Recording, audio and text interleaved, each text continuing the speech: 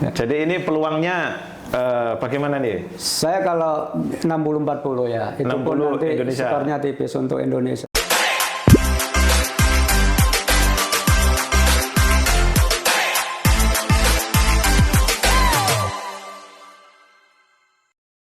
Assalamualaikum warahmatullahi wabarakatuh. Selamat siang, selamat pagi, selamat sore ya. Kita jumpa kembali dengan podcastnya FIKK yang bisa disaksikan melalui kanal YouTube FIKK ya, Fakultas Ilmu Keolahragaan dan Kesehatan Universitas Negeri Surabaya. Nah, ini edisi spesial karena di samping saya sudah ada pakar sepak bola dari UNESA, Pak Imam. Selamat pagi, Pak Imam. Selamat pagi, Mas Rahman. Ya, ini hari spesial, Pak Imam ya, karena kita mau mengulas kesiapan timnas kita yang alhamdulillah sudah masuk babak semifinal ini ya di AFF U19.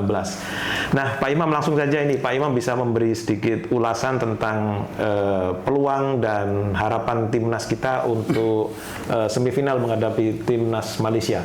Ya, baik Mas Rahman. Jadi kalau kita melihat kekuatan kedua tim ya, termasuk nanti kekuatan tim yang lainnya yang di semifinalis ini kita bahas juga.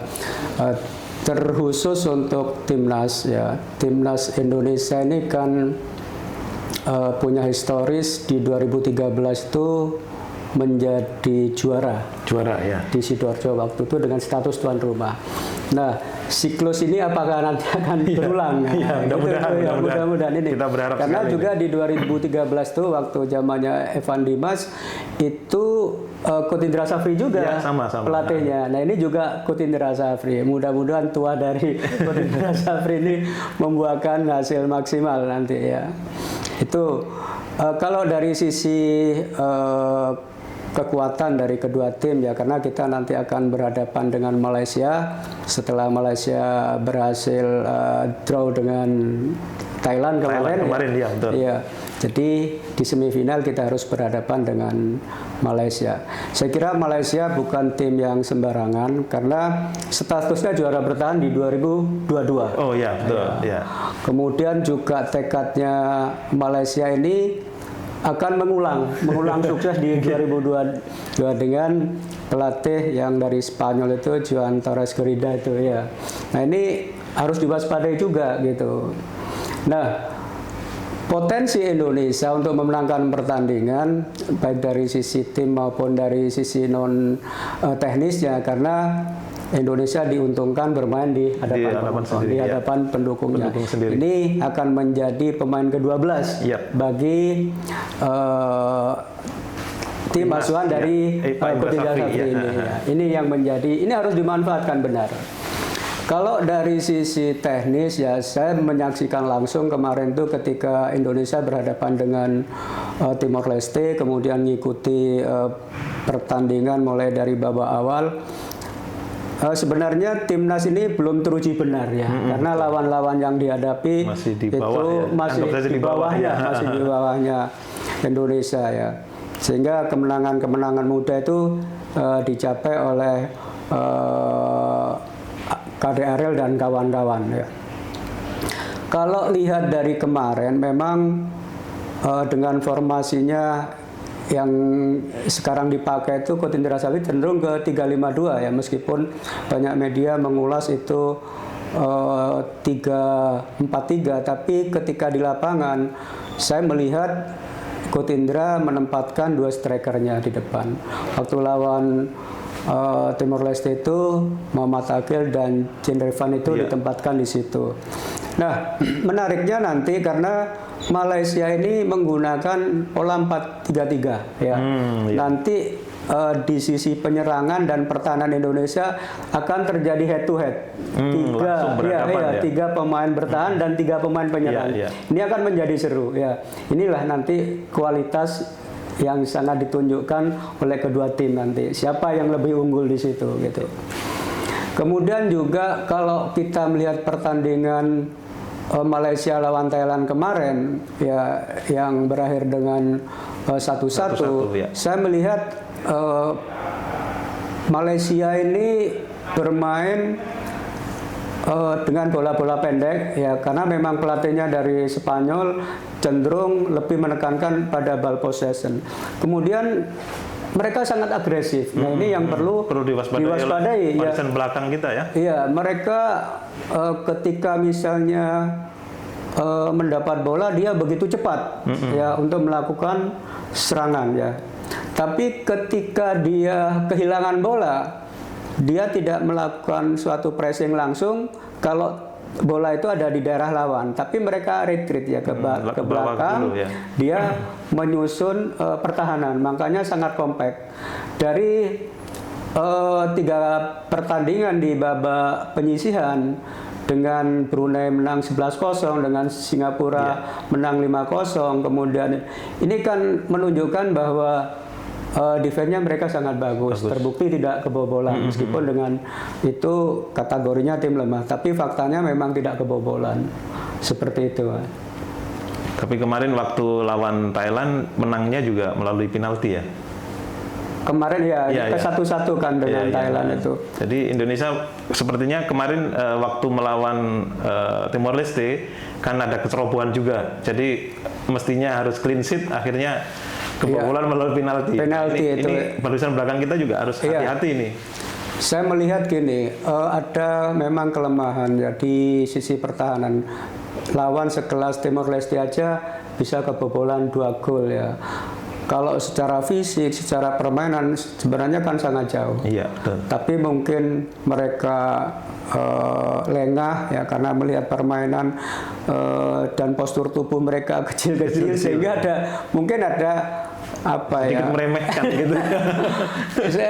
Bisa jadi itu. Nah, ini jangan sampai terjadi dengan Malaysia, karena Malaysia ada 2 sayapnya ini yang sangat bagus. Di situ ada juga gelandangnya yang sangat agresif, yang Gunalan itu yang sering mencetak gol, itu merupakan pemain-pemain yang harus diwaspadai ketika semifinal nanti. Iya, ini juga mungkin perlu dicatat juga bahwa kemarin timnas kita itu yang ngegulkan ini juga banyak pasukan belakang ini, Pak. Ada ini fenomena apa ini? Iya, Iqbal itu bahkan mencetak 3 gol ya. Kemudian Kade Arel itu juga 3 gol gitu. Makanya ini pasukan-pasukan belakang yang mungkin harus hati-hati, nanti jangan sampai terlena ketika lawan Malaysia melupakan pertahanan.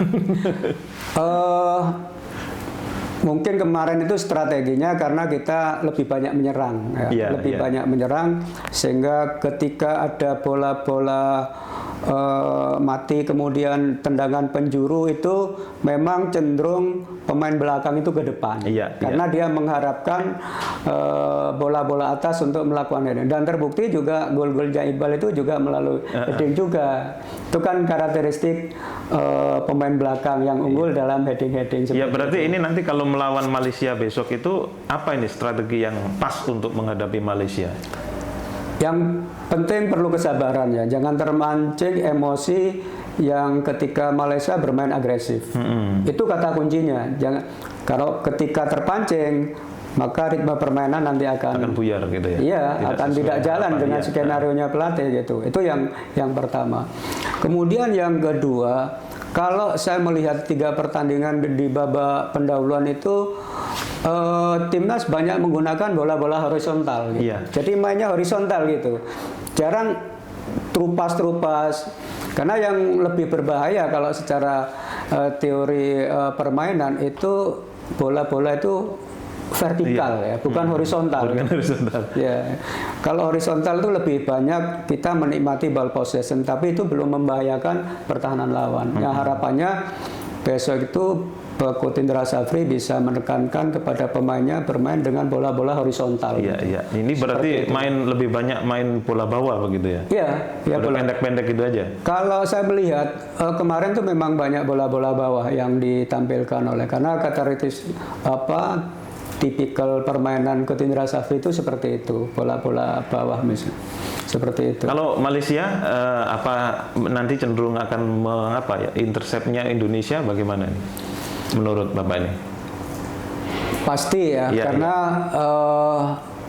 Malaysia pasti akan memanfaatkan kelemahan-kelemahan. Saya melihat kemarin tuh juga pelatih dari Malaysia itu juga menonton Timor Leste sama Malaysia. Ada tim yang mengamati di situ, apakah itu pelatih atau bukan. Tapi kebetulan berdekatan. Ya. Nah itu nampaknya sudah tahu mana celah-celah yang menjadi kelemahan dari Indonesia. Timnas kita, gitu ya. Harapannya saya melihat begini, ketika itu nanti kan kalau misalnya tetap menggunakan 3 pemain bertahan, ya kemudian Malaysia menggunakan 3 penyerang, itu harus ada yang mengcover. Gitu. Jadi misalnya ketika diserang, paling tidak harus ada 5 orang kedua gitu ya. Iya, orang 5 yang turun. Kedua. Apakah itu dari gelandang yang turun ke line belakang itu, atau dari wingnya ya, yang biasanya kalau di kiri itu tetap ditempati oleh siapa itu Tony ya, kemudian ada Doni Trimamungkas ya, Doni Trimamungkas atau Alek Kumaro itu. Nah, itu yang bisa membantu pertahanan lawan gitu. Membantu pertahanan timnas itu ya. Itu kalau menurut saya yang harus diwaspadai ya. Ya, kemarin sih Malaysia sama Australia kan sudah latih tanding di UNESA juga sebenarnya. Cuman sayang kita kan tertutup ya. Jadi kita tapi melihat potensi kedepannya kemungkinan juga Malaysia ini memang cukup membahayakan ya. Sama-sama jadi juara grup masing-masing ya. Malaysia ya sama-sama juara grup. Indonesia juara grup, Malaysia juara grup. Jadi ini juga sebuah kesempatan yang agak sulit juga menghadapi tim sekelas Malaysia. Apalagi ini sudah di medsos juga sudah perang antar supporter ini ya. Ya itu serunya Indonesia kalau sudah dengan Malaysia, dengan Vietnam itu serunya bukan hanya di dalam lapangan tapi juga di luar lapangan. Ini yang menjadi sebuah daya tarik ya. Jadi ini peluangnya bagaimana nih? Saya kalau 60-40 ya, itu pun nanti Indonesia. Skornya tipis untuk Indonesia. Saya memang dari sisi pemain saya kira tidak jauh berbeda, apalagi hadirnya Jan Riven itu sangat membantu di sisi depan. Ya. Kalau pemain Malaysia mana nih yang paling harus diwaspadai? Ada Abid ya. Kalau Abid itu kemarin dapat kartu merah lawan Malaysia. Tapi pemain ini berbahaya. Tapi besok bisa main? Nah ini tergantung regulasinya. Apakah ketika nanti semifinal itu diputihkan atau tidak? Kalau diputihkan, ya itu harus diwaspadai. Kemudian juga ada Pak Fitran Gunalan ini. Ya. Ini juga bisa main di sayap, bisa main di gelandang. Ini pemain bisa. Nah ini yang harus diwaspadai. Tentunya semua pemain ketika di lapangan harus harus waspada gitu, karena jangan sampai terpaku pada 1-2 orang ya, karena ketika 1-2 orang itu sangat-sangat diwaspadai, itu yang lain bisa menjadi alternatif. Oke, terima kasih Pak Imam atas kesempatannya. Kita nanti akan jumpa lagi. Mudah-mudahan Indonesia masuk final dan nanti kita akan ulas lagi partai final ya. Oke, terima kasih Pak Imam. Mudah-mudahan teman-teman semuanya sehat selalu dan jangan lupa ya selalu ikuti podcast kami di FIKK Podcast ya. Podcast satu-satunya milik Fakultas Ilmu Keolahragaan dan Kesehatan Universitas Negeri Surabaya. Sampai jumpa dan Assalamualaikum warahmatullahi wabarakatuh. Waalaikumsalam warahmatullahi wabarakatuh. Terima kasih ya.